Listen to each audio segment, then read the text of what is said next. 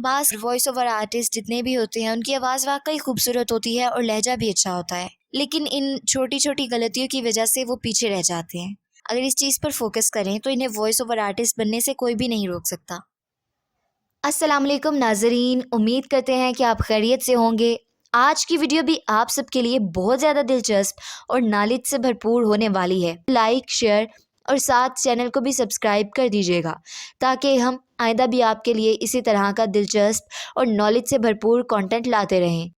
अगर आप as a voice over artist अपना करियर बनाना चाहते हैं तो आपको कुछ चीज़ें समझने की ज़रूरत है। सबसे पहले खूबसूरत आवाज़। खूबसूरत आवाज़ अपनी जगह अच्छी साबित होती है, लेकिन लहजा ये आवाज़ से भी पहले आता है। आपकी खूबसूरत आवाज़ किसी काम की नहीं अगर आपका तलफ़ुज़ अच्छा नहीं, आपकी अदायगी मुनासिब नहीं। प्यारी आवाज़ से पढ़ना फ़ायदा नहीं देगा अगर आप सही नहीं पढ़ रहे तो। दरअसल आपके लहजे में स्क्रिप्ट के मुताबिक ढलने की खसूसियत होनी चाहिए। अगर शायरी पढ़ रहे हैं तो रवायती अंदाज में खींच खींच कर मत पढ़िए। ऐसी रवानी से पढ़ें कि लगे आप शायरी ज़बरदस्ती नहीं पढ़ रहे। इमोशंस के साथ वॉइस ओवर करें, जिस किस्म का स्क्रिप्ट हो वैसा ही तासुर।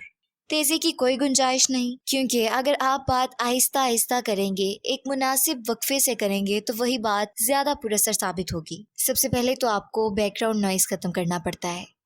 बज़ाहिर कोई भी आवाज़ नहीं होती, लेकिन फिर भी जब हम रिकॉर्डिंग करते हैं तो उसमें कहीं ना कहीं कमी रह जाती है और उसमें आवाज़ जो है वो वाज़िया तरीके से सुनाई नहीं देती। उसके लिए ज़रूरी है कि आप सॉफ्टवेयर में जाएं और वहाँ से अपना बैकग्राउंड नॉइज़ ख़त्म करें। उसके लिए आपको करना क्या है, आपको अपनी रिकॉर्डिंग के पहले 5 से 10 सेकंड खाली छोड़ने होंगे। फिर सॉफ्टवेयर में जाकर उसे सिलेक्ट करके नॉइज़ प्रोफाइल बनाएं और फिर उसके बाद क्या करना होता है, आपने पूरी ऑडियो को सिलेक्ट कर लेना है और डी नॉइज़ कर देना है।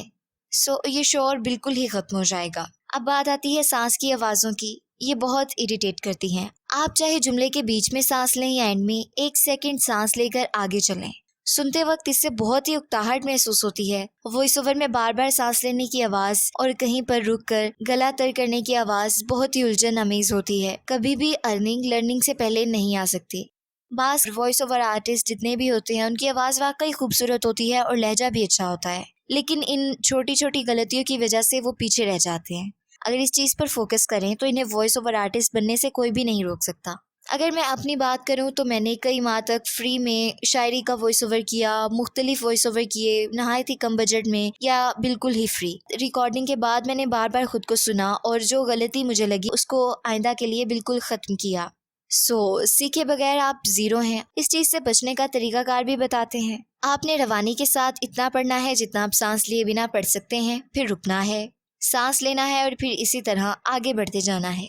अगर आप जुमले के दरमियान में सांस ले भी लेते हैं तो फिर चंद सेकंड रुके और फिर आखिरी लफ्ज़ से दोबारा कंटिन्यू करें। अब एडिटिंग के दौरान पहले डिनॉइस किया और फिर जहाँ जहाँ आप रुके वहाँ से जितना वक्फा ठहराव को रखना है उतना म्यूट कर दें और बाकी ट्रिम करते जाएं। इफ़ेक्ट्स लगा लें, वॉइस ओवर तैयार, खुद सुने, बार बार सुने, देखिए आपने कहाँ से इम्प्रूव करना है। अगर मोबाइल से करना है तो फिर म्यूट का ऑप्शन आपको शायद ना मिले, अलबत्ता ट्रिम करने का ऑप्शन मोबाइल में भी मौजूद होता है, मुख्तलिफ ऐप्स हैं। उम्मीद है आपको इस वीडियो से रहनुमाई मिली होगी। मज़ीद आपका कोई भी सवाल हो तो आप कमेंट बॉक्स का इस्तेमाल कर सकते हैं। शुक्रिया।